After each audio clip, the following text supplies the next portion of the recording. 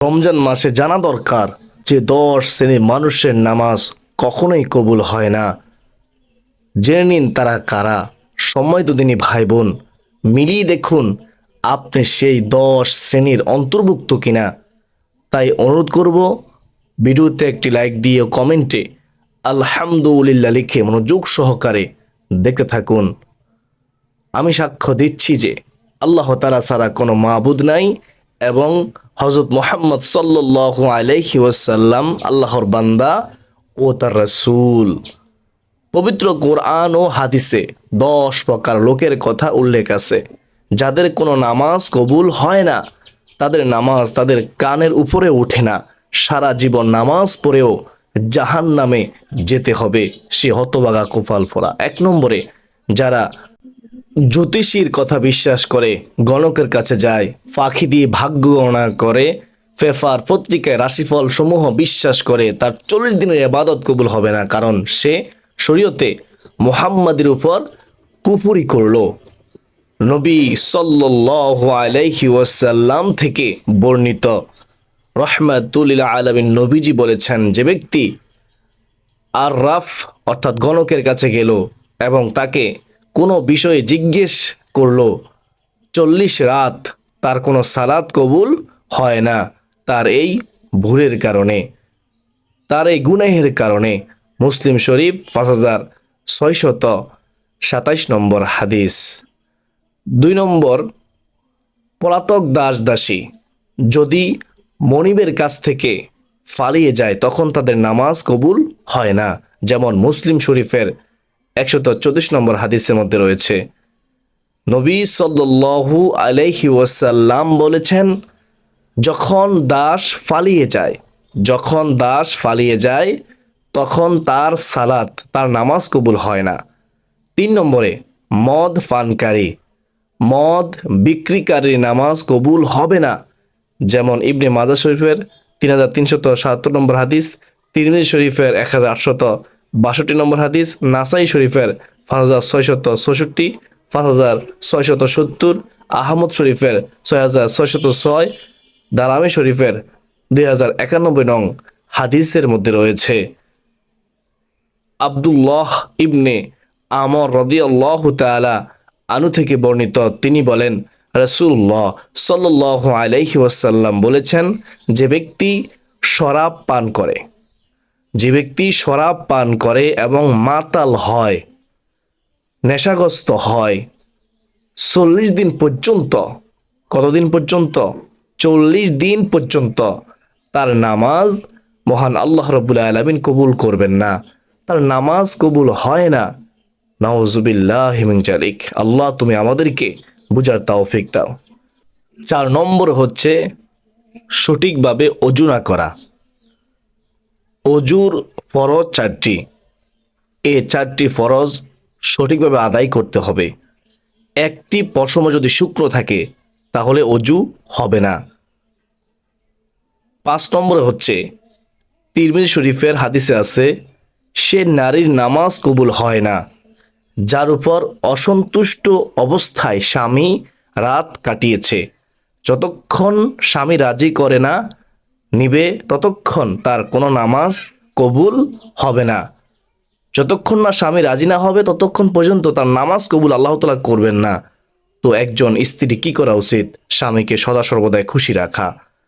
6 নম্বরে, তিরমিজি শরীফের 3060 নং হাদিসের মধ্যে আছে, যে ইমাম বা নেতাকে সম্প্রদায়ের লোকেরা অপছন্দ করে তার নামাজ তার কানের উপরেও উঠবে না, অর্থাৎ কবুল হবে না।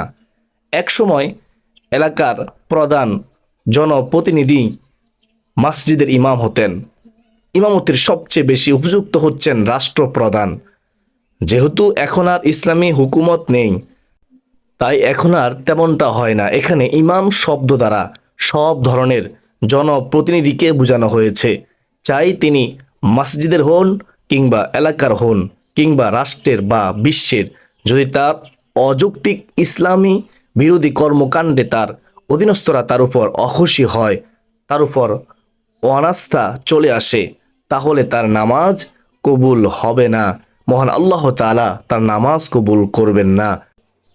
ইমাম হতে হবে সত্যবাদী ইমাম হতে হবে, ন্যায় নিষ্ঠাবান ইমাম হতে হবে, ভালো নেককার। তাই সব ধরনের জনপ্রতিনিধিদের উচিত জনতার অধিকার আদায়ের লক্ষ্যে কাজ করা, জনবান্ধব হওয়া। 7 নম্বরে, যারা নামাজের হক আদায় করে না। নামাজ পড়ার সময় যারা নামাজের প্রতিটি রুকন তথা রুকু সেজদা যথাযথ আদায় করে না, তাদের নামাজও হয় না। তাদের নামাজ মহান আল্লাহ রব্বুল আলামিন কবুল করবেন না। 2 সেজদার মাঝখানে সোজা হয়ে বসতে হবে। হাদিসের মধ্যে আছে, রাসূলুল্লাহ সাল্লাল্লাহু আলাইহি ওয়াসাল্লাম বলেন, হে মুসলিমরা, ওই ব্যক্তির নামাজ হয় না যে ব্যক্তি রুকু ও সেজদার নিজের ফিট সোজা করে না। 8 নম্বরে, ইচ্ছাকৃত দেরি করে ওয়াক্তের শেষ মুহূর্তে নামাজ পড়া। ইচ্ছাকৃত, শুনেন, রাসূলুল্লাহ সাল্লাল্লাহু আলাইহি ওয়াসাল্লাম 3 বার বলেছেন, এটা মুনাফিকের নামাজ, এটা মুনাফিকের নামাজ, এটা মুনাফিকের নামাজ। সে আসরের সময় বসে সূর্য দেখতে থাকে, সে আসরের সময় বসে সূর্য দেখতে থাকে, তারপরেও নামাজ পড়ে না। নবীজি সাল্লাল্লাহু আলাইহি ওয়াসাল্লাম বলেন, এমনকি সেটা শয়তানের 2টি শিংয়ের মাঝখানে পৌঁছে যায়, অর্থাৎ সূর্যাস্তের সময় নিকটবর্তী হয়, তখন সে উঠে 4টে ঠোকর মেরে নেয়। তাতে আল্লাহকে খুব কমই স্মরণ করা হয়, মানে তাড়াহুড়ো করে নামাজ আদায় করে, তাড়াহুড়ো করে নামাজ আদায় করে, তার নামাজ কবুল হবে না। বুখারী ও মুসলিম ও মুসনাদে আহমদ শরীফের মধ্যে এটি রয়েছে। 9 নম্বরে, লোক দেখানোর জন্য নামাজ পড়া। এদের নামাজের ব্যাপারে আল্লাহ সূরা নিসার 142 নং আয়াতে তিনি বলেন, আমি বাংলা অনুবাদটি বলে দেব যাতে করে আপনারা বুঝতে পারেন। আমি সংক্ষেপে বলতেছি, শুধুমাত্র বাংলা অনুবাদ শুনবেন, শুনলে আমার বিশ্বাস আপনারা কখনোই ভুলটি করবেন না। অবশ্যই মুনাফিকরা প্রতারণা করছে আল্লাহর সাথে, অথচ তারা নিজেরাই নিজেদের প্রতারিত করে।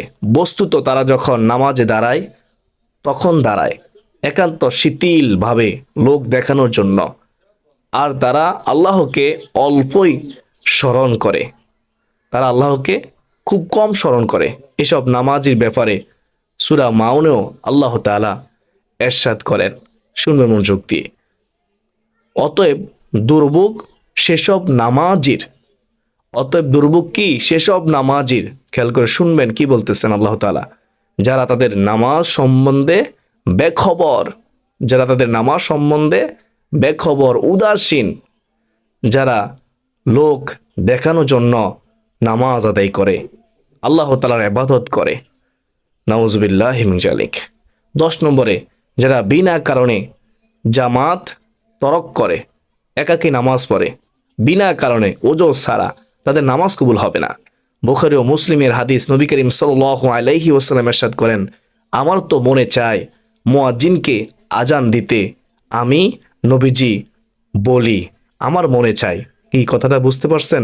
নবীজি বলতেছেন, আমার মন চায় আমি যেন কাউকে দায়িত্ব দিয়ে দেই যে সে যেন আজান দেয় এবং কাউকে নামাজ পড়াতে বলবো, আর আমি আগুনের আঙ্গারে নিয়ে যাব যে আজান শোনার পরেও মসজিদে জামাতে হাজির হওয়ার জন্য ঘর থেকে বের হয়নি, আমি তার ঘর বাড়ি জ্বালিয়ে দেই।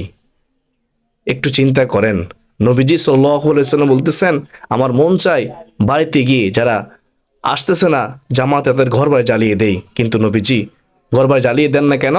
কারণ ছোট ছোট মাসুম শিশু বাচ্চারা আছে, নারীরা আছে, জন্য ঘর বাড়ি জ্বালিয়ে দেয় নাই। এটা দ্বারা বোঝা গেল জামাতবদ্ধ হয়ে নামাজ আদায় করতে হবে, বিনা কারণে জামাত তরক করা যাবে না। আসুন আমরা এই পবিত্র রমজান মাসে তওবা করি, নামাজের গুরুত্ব দেই। এই 10টি আলামতের মধ্যে যদি আমাদের মধ্যে কোনো একটি আলামত থাকে, তাহলে আমরা তওবা করে নেই, ক্ষমা চাই আল্লাহর কাছে। আল্লাহ তওবাকারীকে পছন্দ করেন, ভালোবাসেন। তিনি গফফার, ক্ষমাশীল, তিনি ক্ষমা করতে ভালোবাসেন। তো চলুন আমরা একবার দুরূদ শরীফ পড়ি, 3 বার ইস্তিগফার পড়ি, তারপর আল্লাহ তাআলার কাছে আমরা ক্ষমা চাই। একটু দোয়া করে নেই। আল্লাহুম্মা সাল্লি আলা মুহাম্মাদিন ওয়া আলা আলি মুহাম্মাদ কামা সাল্লাইতা আলা ইব্রাহিম ওয়া আলা আলি ইব্রাহিম إنك حميد مجيد اللهم بارك على محمد وعلى آل محمد كما باركت على إبراهيم وعلى آل إبراهيم إنك حميد مجيد এবার আমরা তিনবার তওবার নিয়তে খালেস অন্তরে একনিষ্ঠতার সঙ্গে আমরা ইস্তিগফার পড়ব তিনবার আস্তাগফিরুল্লাহ আল্লাযী লা ইলাহা ইল্লা হুয়াল হাইয়ুল কাইয়্যুম ওয়া আতুবু ইলাইহি আস্তাগফিরুল্লাহ আল্লাযী লা ইলাহা ইল্লা হুয়াল হাইয়ুল কাইয়্যুম ওয়া আতুবু ইলাইহি আরেকবার আস্তাগফিরুল্লাহ আল্লাযী লা ইলাহা ইল্লা হুয়াল হাইয়ুল কাইয়্যুম ওয়া আতুবু ইলাইহি আলহামদুলিল্লাহি রাব্বিল আলামিন আল্লাহ আমরা তো দুরূদ শরীফ পড়লাম, আমরা ইস্তিগফার করলাম, তওবা করলাম। আল্লাহ আমরা 5 ওয়াক্ত নামাজ এই রমজান মাসে আদায় করব। রমজান মাসে আমরা আমাদের জীবন দিয়ে নামাজটাকে সাজাবো। আল্লাহ আমরা সদা সর্বদাই যেন নামাজ আদায় করতে পারি, সুস্থ শরীরে তোমার গোলামি করতে পারি। এ 10টি আলামত থেকে, 10টি গুনাহ থেকে আমাদেরকে তুমি হেফাজত করো। আল্লাহ যদি আমাদের মধ্যে এই আলামতগুলো থাকে তুমি আমাদেরকে ক্ষমা করে দাও, আমাদেরকে তুমি আলামত থেকে হেফাজত করো। রাব্বুল আলামিন আমরা পাপী, তুমি তো গফফার, ক্ষমাশীল, ক্ষমা করতে ভালোবাসো। আমরা আজ তওবা করতেছি, আমরা আর এই গুনার কাজগুলো করব না ইনশাআল্লাহ। আল্লাহ তুমি আমাদেরকে কবুল করো। ও মালিক এ রমজান মাসে আমরা যেন বেশি বেশি তওবা করতে পারি, নামাজ আদায় করতে পারি, জিকির করতে পারি, কোরআন তেলাওয়াত করতে পারি, রমজান মাসের আদব রক্ষা করতে পারি, রমজান মাসের হক আদায় করতে পারি, রাতের বেলায় কষ্ট করে তারাবির নামাজ পড়তে পারি। আল্লাহ তুমি আমাদেরকে তাওফিক দাও। তুমি যদি তাওফিক না দাও আমাদের পক্ষে সম্ভব হবে না গো আল্লাহ। তোমার কাছে আমরা সাহায্য চাই, আমরা তোমার ইবাদত করি। আল্লাহ তুমি আমাদেরকে সাহায্য করো। আল্লাহ আমাদের সকল অভাব অনটন দূর করে দাও, বিপদ আপদ দূর করে দাও। আল্লাহুম্মা আমিন। আল্লাহ মৃত্যুর সময় আমাদের জবানে জারি করে দিও মধুর কালিমা লা ইলাহা ইল্লাল্লাহু মুহাম্মাদুর রাসূলুল্লাহ সাল্লাল্লাহু তাআলা আলাইহি ওয়াসাল্লাম। Quranic treatment one YouTube channel সুপ্রদিনী ভাই বোনেরা, আপনারা অবশ্যই আজকের গুরুত্বপূর্ণ আলোচনাটি শেয়ার করে দিবেন। অসংখ্য মানুষ তাদের ভুল বুঝতে পারবে, তারা তওবা করবে, ফিরে আসবে, ইস্তিগফার পড়বে, আল্লাহ তাআলার কাছে ক্ষমা চাইবে। তো শেয়ার করে দিবেন ইনশাআল্লাহ। আজকে জন্য এ পর্যন্ত, সকলে সুস্বাস্থ্য কামনা করে বিদায় নিচ্ছি। আবার দেখা হবে অন্য কোনো দিন অন্য কোনো গুরুত্বপূর্ণ আলোচনা নিয়ে ইনশাআল্লাহ। ওয়া মা আলাইনা ইল্লাল বালাগ। আসসালামু আলাইকুম ওয়া রাহমাতুল্লাহি ওয়া বারাকাতুহু।